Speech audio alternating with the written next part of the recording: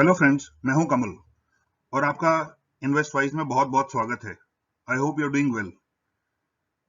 आज का हमारा टॉपिक है what are support and resistance levels और उनके इंपॉर्टेंट ट्रेड्स क्या होते हैं और उनको ढूंढा कैसे जाए, कहां सपोर्ट है कहां रेजिस्टेंस है और उनसे प्रॉफिट कैसे किया जाए।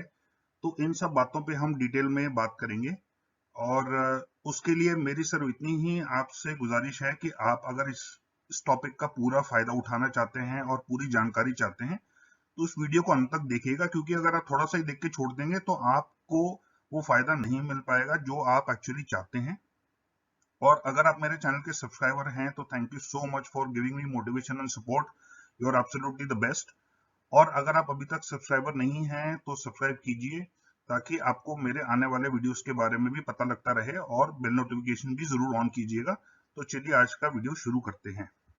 सबसे पहले सपोर्ट और रेजिस्टेंस होता क्या है। ये वो लेवल्स होते हैं जहां पे एसेट, अब एसेट क्यों बोल रहा हूं, क्योंकि वो आप चाहे इंडेक्स में ट्रेड करें, चाहे स्टॉक्स में ट्रेड करें, चाहे गोल्ड में, ऑयल में, किसी कमोडिटी में, तो इसीलिए मैं उसको स्टॉक ना बोल के एसेट बोल रहा हूं। तो ये वो लेवल होता है जहां से प्राइस पहले रिवर्स हो चुका है। तो अगर रेजिस्टेंस लेवल था तो ऊपर जाता हुआ स्टॉक उस लेवल से नीचे आया, और अगर सपोर्ट लेवल था तो नीचे गिरता हुआ स्टॉक वहां से ऊपर उठा। इसलिए रिवर्सल वर्ड का यूज मैं कर रहा हूं। और आगे भी ये हो सकता है उस लेवल पे दोबारा से रिएक्ट करे। तो ये फिक्स नहीं होता है, कई बार सपोर्ट और रेजिस्टेंस तोड़ के भी स्टॉक ऊपर या नीचे जाता रहता है, लेकिन काफी बार उन लेवल्स को रिस्पेक्ट भी करता है। तो उन सब के बारे में हम डिटेल में बात करेंगे। दूसरा, ये इंपॉर्टेंट इसलिए है क्योंकि ये पॉसिबल ट्रेडिंग अपॉर्चुनिटीज देते हैं इन लेवल्स की। सर अब हमें देखना यह है कि हम इन लेवल्स पे ब्लाइंडली कोई ट्रेड ना ले लें। इन लेवल्स के पास आके जब स्टॉक इन लेवल्स के पास आता है तो हमें उस स्टॉक का मूवमेंट देखना है कि क्या वो उस लेवल को तोड़ के उस डायरेक्शन को कंटिन्यू कर रहा है या उस लेवल से वो रिवर्स हो रहा है। तीसरा, वो उतना रिलायबल होता जाएगा जितना उसके ट्रेड्स बढ़ते जाएंगे। मैं सिर्फ एक ट्रेड नहीं, मैं कई ट्रेड्स आपको बताऊंगा इस वीडियो में। तो जितने ट्रेड्स को वो मीट करेगा, जितने क्राइटेरिया को वो मीट करता जाएगा, उतना ही वो ज्यादा रिलायबल होता जाएगा। और चौथा इंपॉर्टेंट बात यह है कि जो मूवमेंट हो सपोर्ट या रेजिस्टेंस लेवल पे, वो बहुत छोटी नहीं होनी चाहिए, वो काफी बड़ी मूवमेंट होनी चाहिए, तभी उसको रिवर्सल माना जाएगा। Otherwise it will be just a pull back and the trend में continue in the same direction also. तो सबसे इंपॉर्टेंट क्राइटेरिया है the level should be very obvious. दिखना चाहिए एकदम आंखों के सामने, आपको ढूंढने की जरूरत नहीं पड़नी चाहिए। अब हम इस चार्ट में समझते हैं कि इस पॉइंट का मतलब क्या है। जो जो भी मैं क्राइटेरिया आपको बताऊंगा उसको चार्ट के साथ में एक्सप्लेन करूंगा, तो इसीलिए मेरा सुझाव था कि आप इस वीडियो को अंत तक देखिएगा ताकि मैं आपको चार्ट्स के साथ साथ में पूरा समझा सकूं। अब इसमें ये हमारा रेजिस्टेंस लेवल हमने यहाँ मैप कर दिया। अब आप देख सकते हैं कि इसमें 4 बार उसने अपवर्ड मूवमेंट को रिजेक्ट किया है। सबसे पहली बार यहाँ पे, उसके बाद यहाँ पे, हालांकि बहुत ज्यादा नीचे डाउनवर्ड मूवमेंट नहीं थी। फिर स्टॉक ने रीअटेम्प्ट किया तीसरी बार, तो यहाँ तीसरी बार भी इसको रिजेक्शन मिला। जब ये ट्रिपल टॉप बन गया वहां से ये नीचे गया और उसके बाद फिर से ऊपर आया और उसको इस लेवल पे दोबारा से एक बार रिजेक्शन मिला, जिसके बाद वो फाइनली नीचे जाना शुरू हुआ, क्योंकि यहाँ बायर्स को पता लग गया कि सेलिंग प्रेशर काफी ज्यादा है और हम स्टॉक को ऊपर खींच के नहीं ले जा सकते हैं।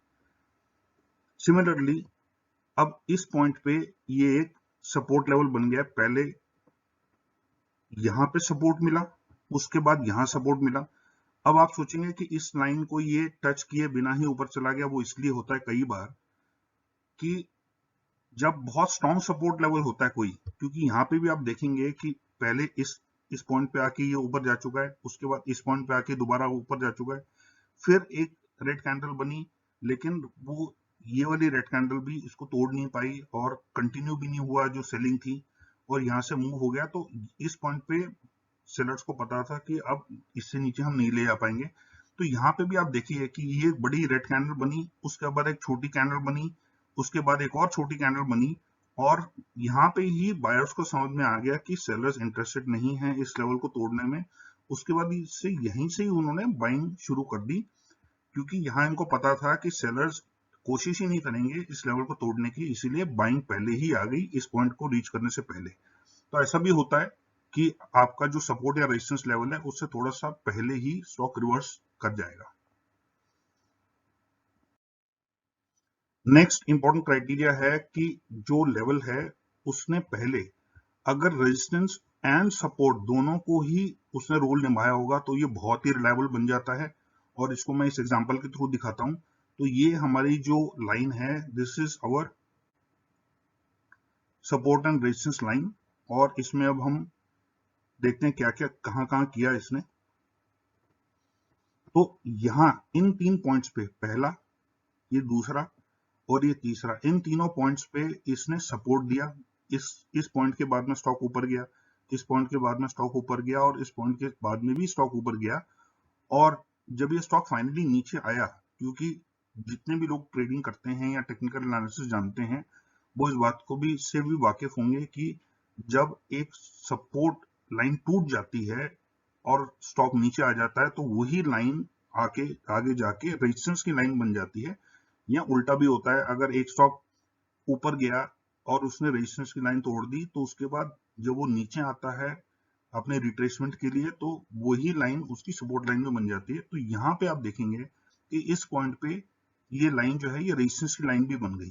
तो ये वाली जो पर्टिकुलर लाइन है इसने पहले सपोर्ट का रोल निभाया, फिर बाद में रेजिस्टेंस का रोल निभाया। तो अगर कोई सपोर्ट या रेजिस्टेंस की लाइन ऐसा करती है तो काफी क्रिटिकल लाइन बन जाती है वो आगे आने वाले मूवमेंट्स के लिए।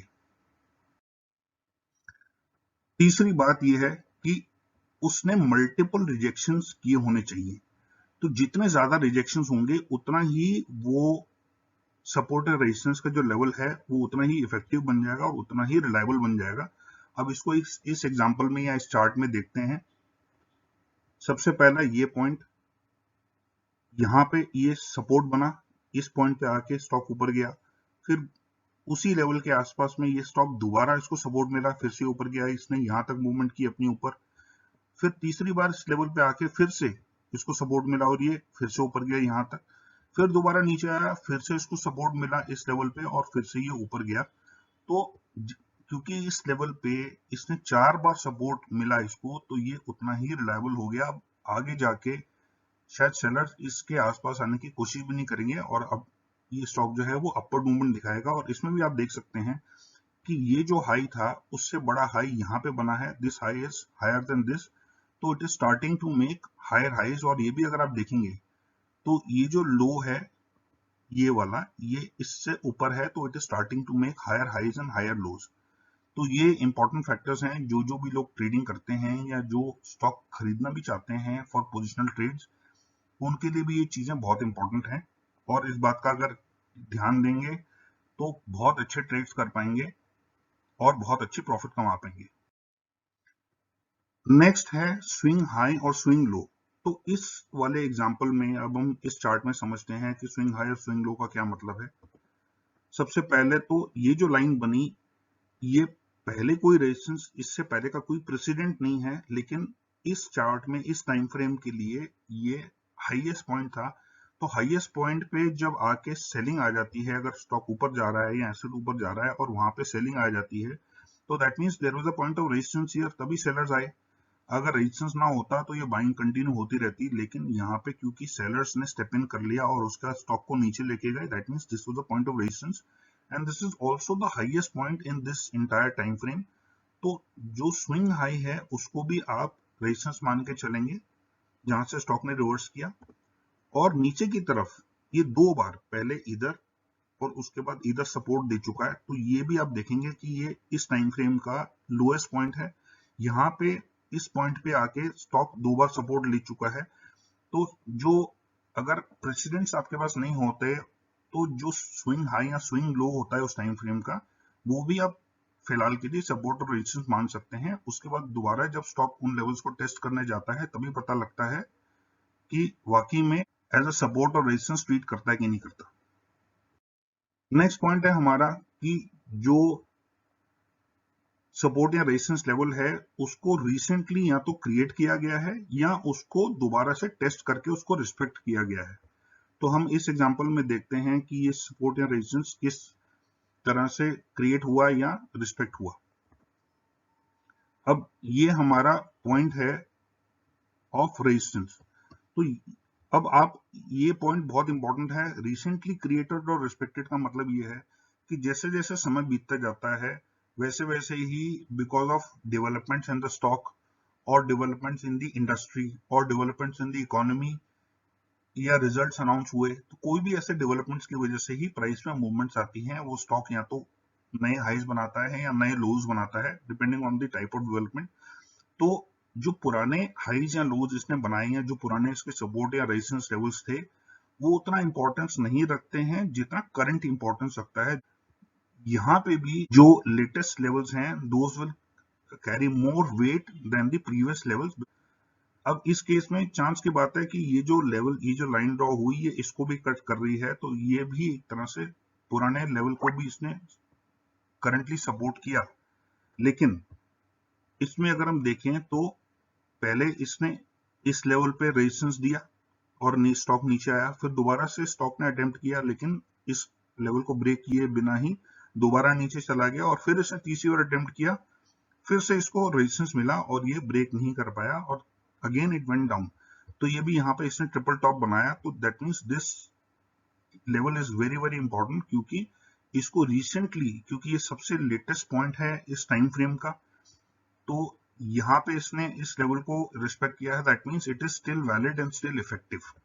तो हमें ये देखना होता है कि सपोर्ट और रेजिस्टेंस लेवल जो बना है अभी, वो अभी तक वैलिड है और इफेक्टिव है कि नहीं है।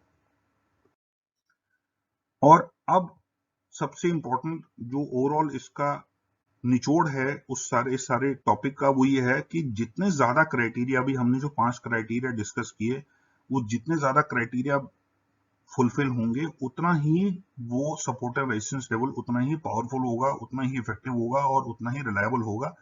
हम उसको इस एग्जांपल में देखते हैं कि इस स्टेटमेंट का मतलब क्या है। तो अब हम सबसे पहले इस लाइन को ड्रॉ करते हैं, वो इसलिए क्योंकि ये जो है ये लेटेस्ट लाइन ऑफ रेजिस्टेंस है, क्योंकि इस लाइन को उसने इस पॉइंट के बाद में क्रॉस नहीं किया है। इस पॉइंट के बाद ये स्टॉक नीचे ही रहा है, तो ये लेवल ऑफ रेजिस्टेंस हो गई।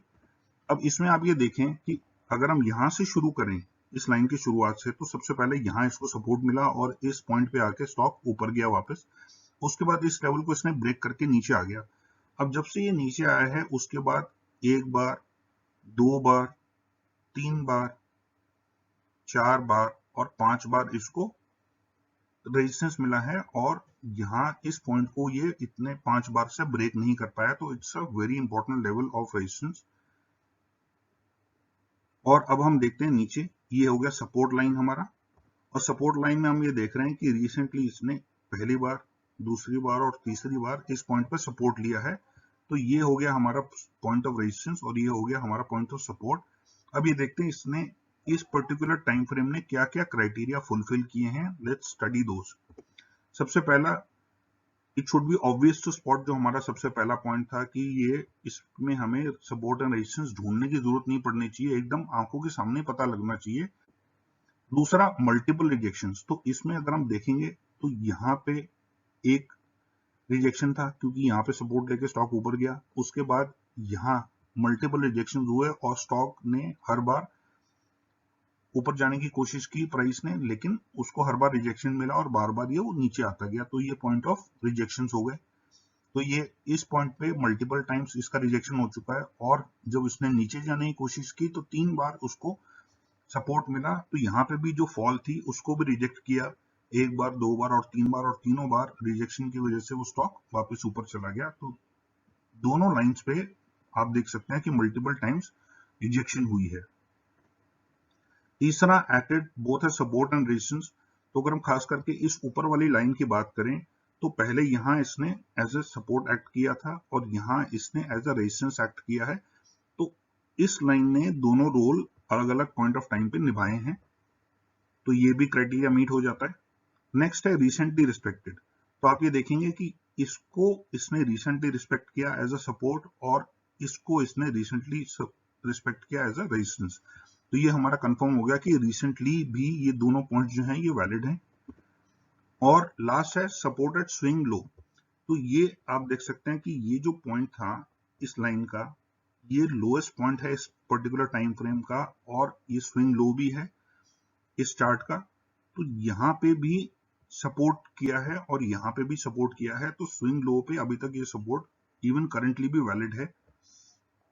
Thank you so much for watching this video, और अगर आपको ये वीडियो पसंद आई हो तो इस पर लाइक करिए और कमेंट करिए, और अगर आप अभी तक मेरे सब्सक्राइबर नहीं हैं तो सब्सक्राइब करिए और बेल नोटिफिकेशन ऑन करिए, ताकि आपको मेरे आने वाले वीडियोस को भी पता लगता रहे। And thank you so much for watching this video and take care and God bless.